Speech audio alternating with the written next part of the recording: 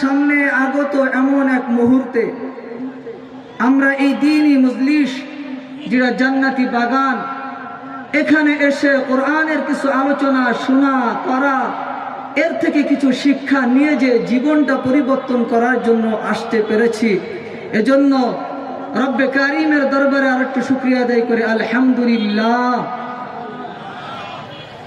আজকে বড় ফাঁকা লাগতেছে একটা স্যার, যার নামটা আজও পোস্টারের পাতায় আছে, কিন্তু শুরুতে একটা মৃত্যু লেগে গিয়েছে।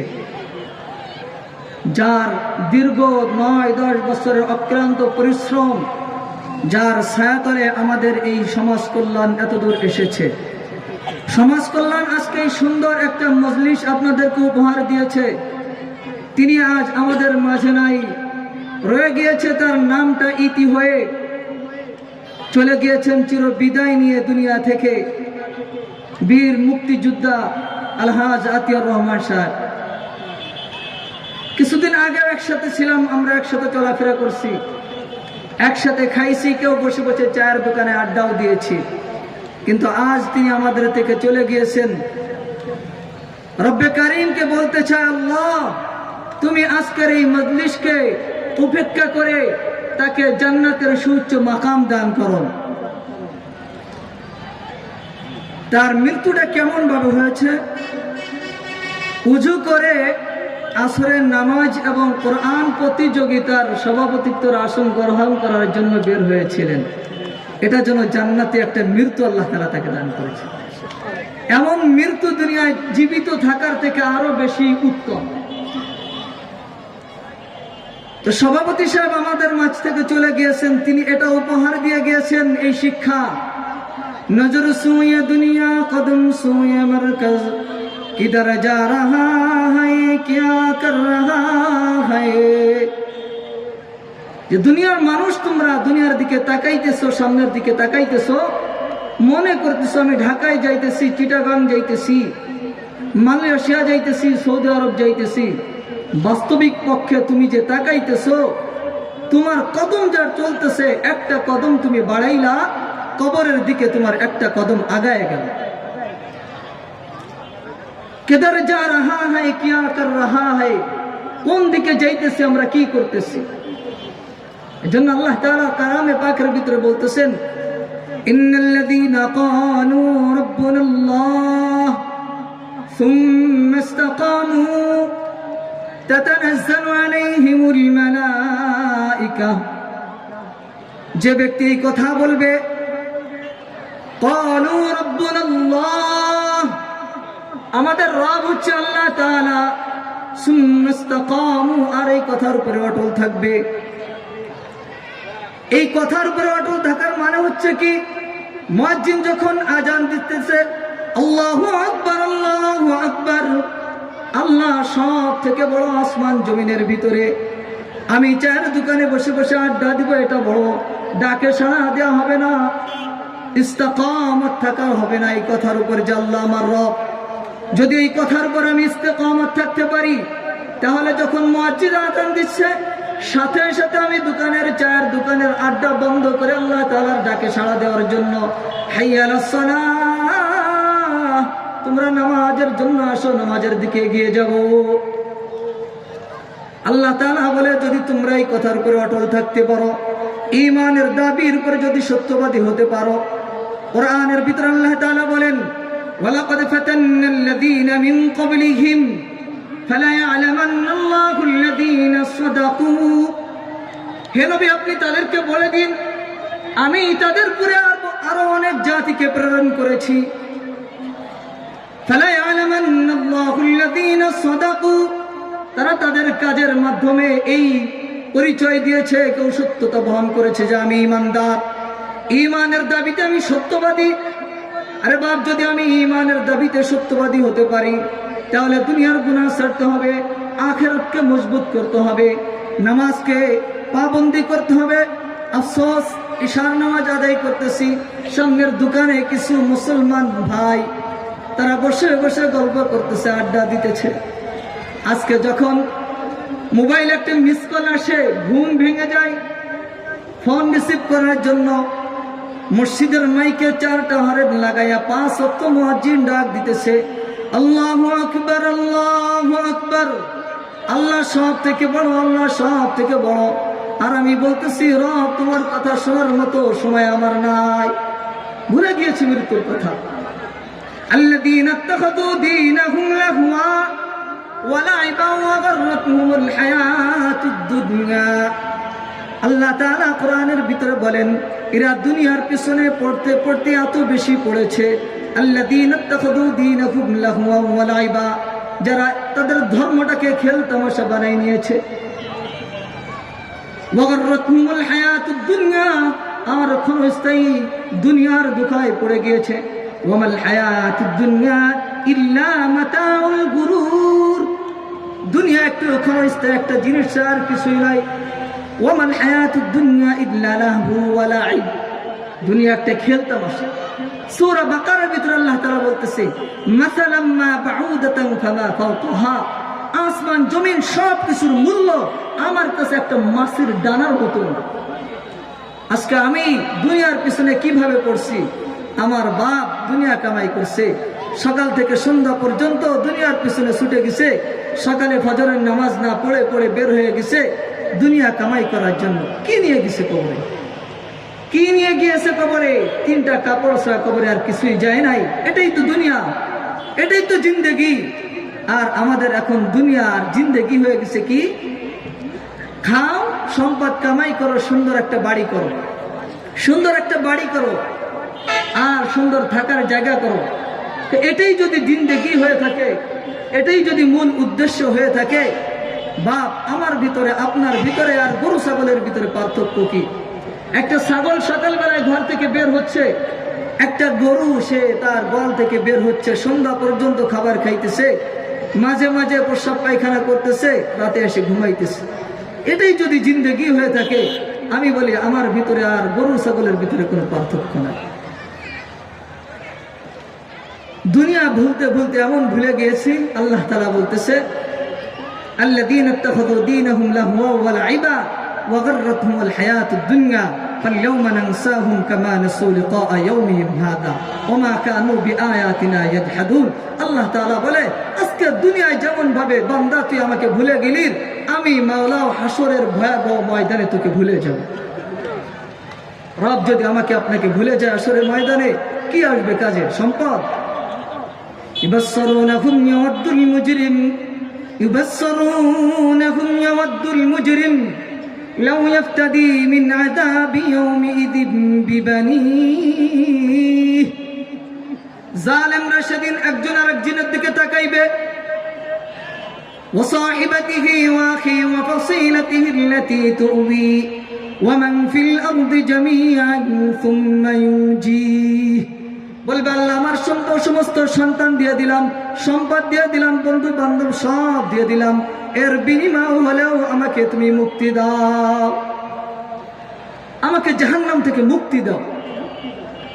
ওয়াহুম ইয়াস্তারিখুনা ফিহা, জাহান্নামের ভিতরে যখন তাদেরকে দেওয়া হবে, এত জোরে চিৎকার করতে থাকবে জাহান্নামের আযাবের ভয়তে।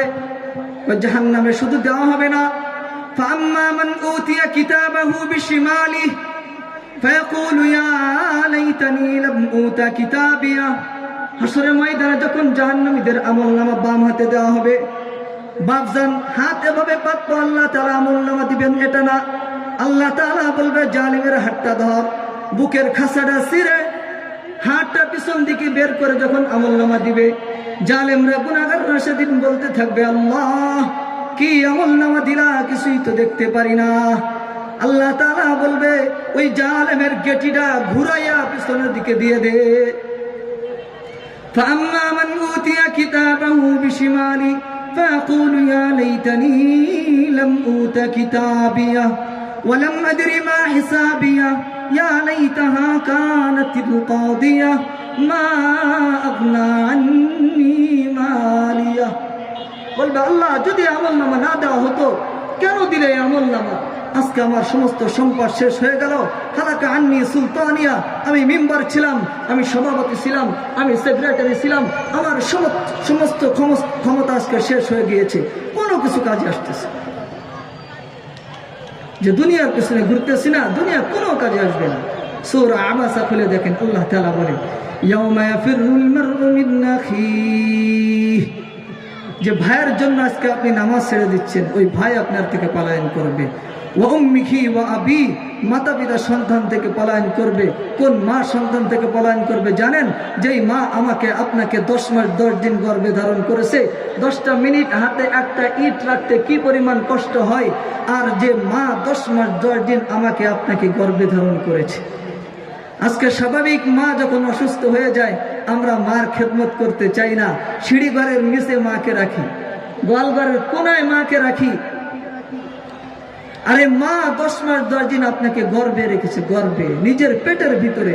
শুধু এখানে ক্ষান্ত না, মা নিজেকে নিজের সন্তানের মুখ দেখার জন্য নিজের শরীরটা অস্ত্র দ্বারা পাচার করতে দিয়েছে, রক্ত বের করেছে।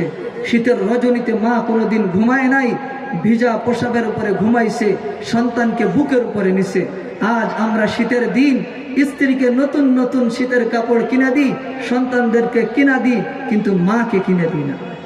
আরে আমি যখন ছোট ছিলাম, আমার মা যদি আমাকে ওভাবে ভেজা পোশাকের উপর রাখতো, আমার মা যদি আমাকে শীতের কাপড় না দিয়ে ফেলে রাখতো, আমি আপনি দুনিয়ায় বাহাদুরি দেখাইতে পারতাম। ওয়ালা তামশি ফিল আরদি মারাহা, দুনিয়ায় যে পা ফেলায় আর অহংকার করি আমি বড় কিছু হয়ে গিয়েছি, না, কিছু হও না।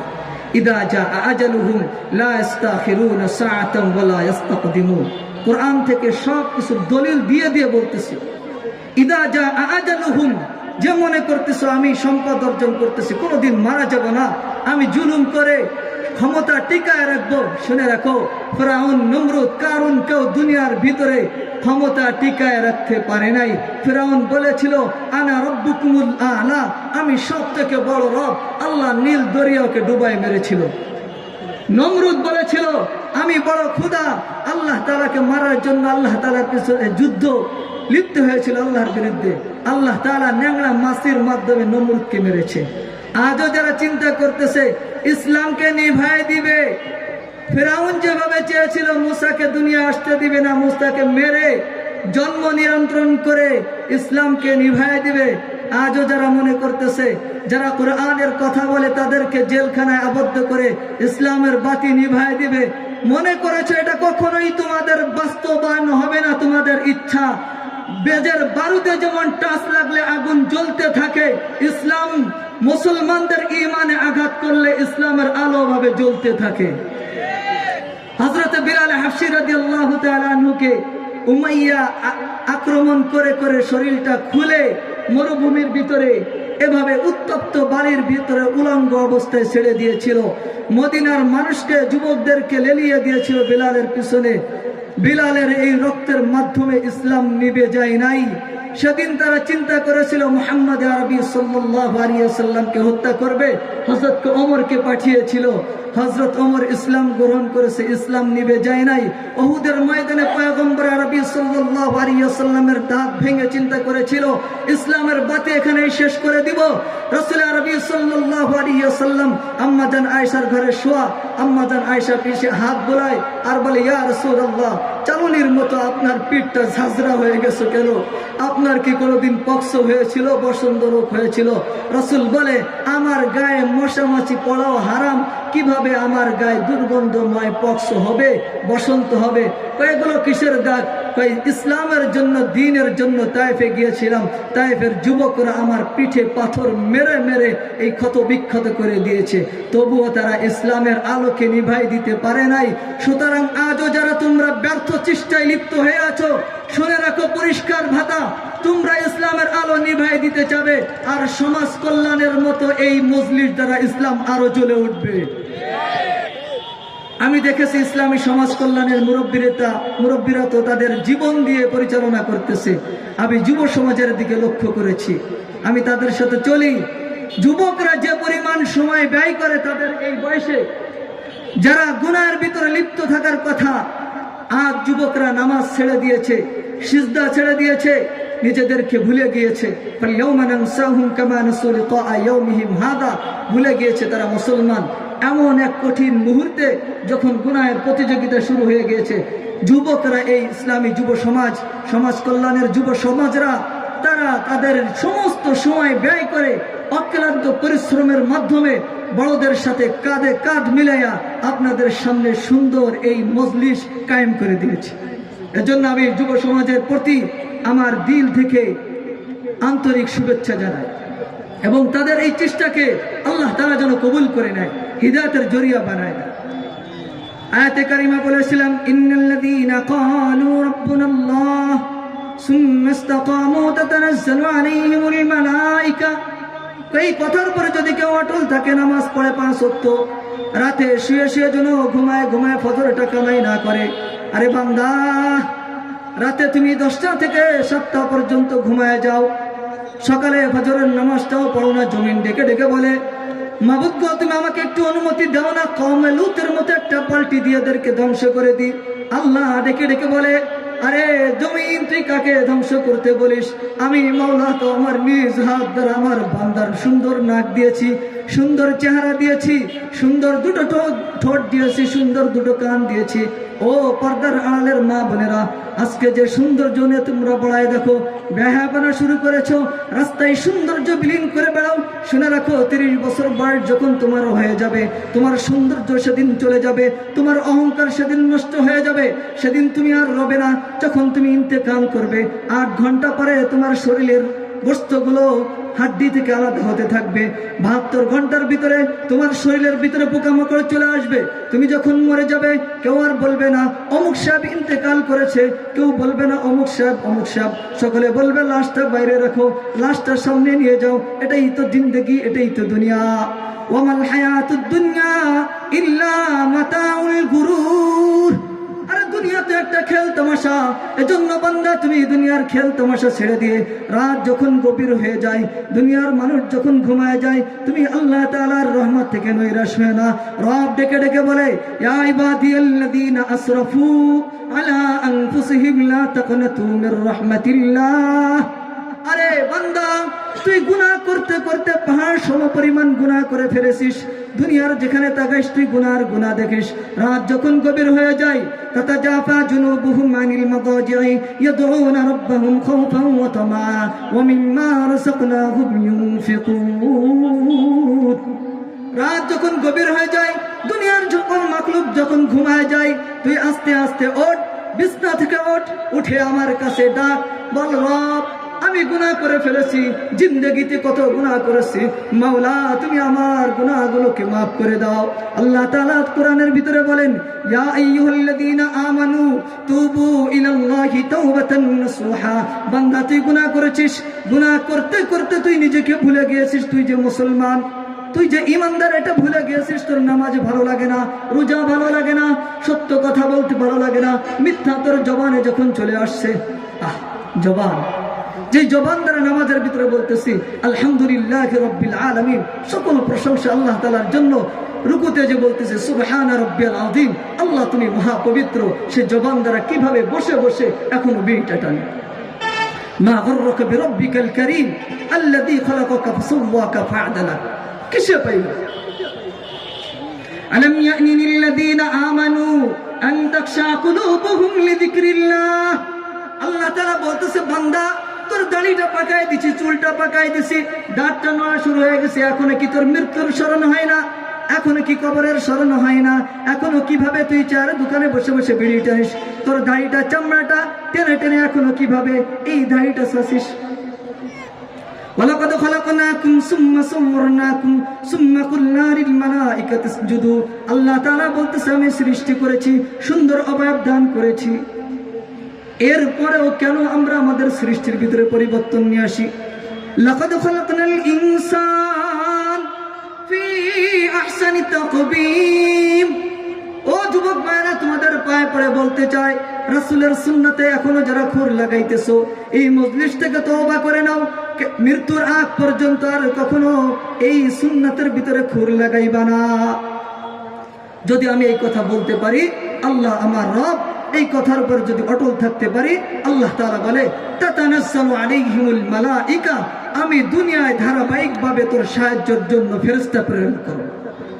আল্লাহ তাখাফু ওয়া লা তাহজানু, কই দুনিয়ায় তোর কোনো পেরেশানি থাকবে না, জালেমের কোনো জুলুমের তোর ভয় থাকবে না। ওয়ালা তাহজানু, আর হাসরের কঠিন ভয়াবহ ময়দানে যখন সকল ব্যক্তি বলতে থাকবে ইয়া নাফসি ইয়া নাফসি, তখনও তোর কোনো ভয় থাকবে না, আমি মাওলা সেদিন তোর পক্ষে হয়ে যাব। ওয়াবশিরু বিল জান্নাতিল্লাতী কুনতুম তুআদুন। আল্লাহ তাআলা বলে যদি কেউ এই দুইটা জ্ঞান অর্জন করতে পারে, এই দুইটা সিফাত নিজের ভিতরে আনতে পারে, ওয়াবশিরু বিল জান্নাতিল্লাতী কুনতুম তুআদুন, তাদেরকে এই সুসংবাদ দিয়ে দাও যে জান্নাতের কথা আমি কোরআনের বিভিন্ন জায়গায় বলেছি, জান্নাতিন তাজরি মিন তাহতিহাল আনহার খালিদিনা ফিহা আবাদা। এমন জান্নাত দান করব যার নিচে দিয়ে নহর প্রবাহিত হতে থাকবে, চিরস্থায়ী সেখানে থাকবে। আজকে আমি আপনি দুনিয়া কামাই করতেছি, আমার বাপ আমি আমার সন্তান মিলে কি করেছি, সুন্দর একটা 4 রুমের বাড়ি করছি, টাইলস লাগাইছি, এটাই তো করছি, আর কিছুই করতে পারি নাই। এজন্য দুনিয়া একটু ছেড়ে দিয়ে নিজেদেরকে আখিরাতের জন্য প্রস্তুত করা, নিজের ঈমানটা তরতাজা করা, আজান যখন দেয় 5 ওয়াক্ত নামাজ জামাতের সাথে আদায় করা। কবি ইকবাল তার শেরের কিতাবের ভিতরে বলে, আজা তো আব্বি হতি হ্যাঁ মসজিদু কি মিনার পে, आजा तो अब भी होती है मस्जिदों की मीनारों पे, वो रूहानियत कहाँ हो गए जो बिलाल हबशी के कल्बे अतहर में थे। আজান তো 5 ওয়াক্ত মসজিদের মুয়াজ্জিন মিম্বার থেকে 5 ওয়াক্ত আজান দিতেছে, কিন্তু সেই রুহানিয়ত কোথায়? যে রুহানিয়ত বিলাল হাবশির আজানের ভিতরে ছিল। বিলাল হাবশি যখন আজান দিত সাহাবায়ে কেরামের দিলটা ছুটে আসতো মসজিদের দিকে। এজন্য আজানের আওয়াজ যখন আমাদের কানে বাজে, 5 ওয়াক্ত নামাজ পড়তে 1 ঘন্টা সময় লাগে না, 23 ঘন্টা নিজের কাজে ব্যয় করি, আর 5 ওয়াক্ত নামাজ জামাতের সাথে আদায় করি। এটাই হবে জিন্দেগি, হাসরের ময়দানে কিছু কাজে আসবে। এই মসজিদ সুর শোনার জন্য না, কান দিয়ে কিছু শুনে বুঝে নেওয়ার জন্য। আমি যদি না বুঝে নিয়ে যাই তাহলে কেমন হয়ে গেলাম, ওই কুকুর শুকুরের মতো হয়ে যাবে।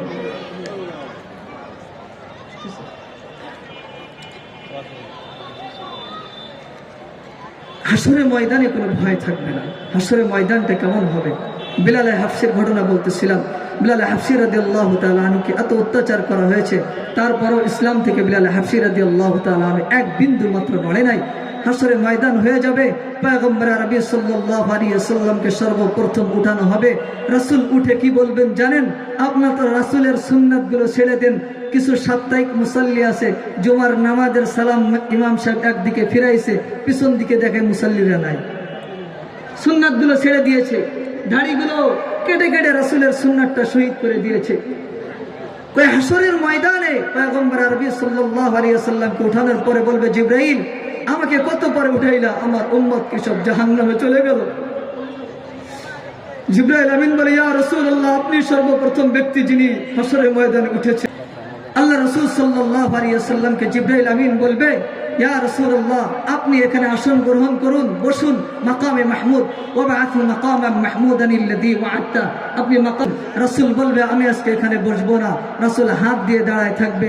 রাসূল আরবি সাল্লাল্লাহু আলাইহি ওয়াসাল্লামকে আল্লাহ তাআলা বলবে, পয়গম্বর হাবিব আপনি বসেন, দুনিয়ায় তো সারা জিন্দেগি বরকবর নিজের প্রচেষ্টা করেছেন, 63 বছর জিন্দেগি উম্মতের জন্য দিয়েছেন। রাসূল আরবি সাল্লাল্লাহু আলাইহি ওয়াসাল্লাম সেদিন বলবে, আল্লাহ, আমি যদি আজকে মাকামে মাহমুদে বসে যাই, আমার উম্মত হাউজে কাউসারের গুড়ায় যে যদি আমাকে না পায়, পানি পানি করে চিৎকার করে, আমার উম্মতের কি ফয়সালা হবে? আমার উম্মত যদি ফুলসিরাতের বাড়ে গুড়ায় দাঁড়ায় দাঁড়ায় যদি জাহান্নামে পড়ে যায়, সেখানে তাদেরকে কে দেখবে? আমার উম্মত যদি জান্নাতের জাহান্নামের দরজায় যে আটকে যায়, জান্নাতে যদি ঢুকতে না পারে, জাহান্নামী হয়ে যায়, আমার উম্মতের কি অবস্থা হবে? এজন্য আল্লাহ তাআলার হাবিব সেদিন বলবে, আজকে আমি বসবো না।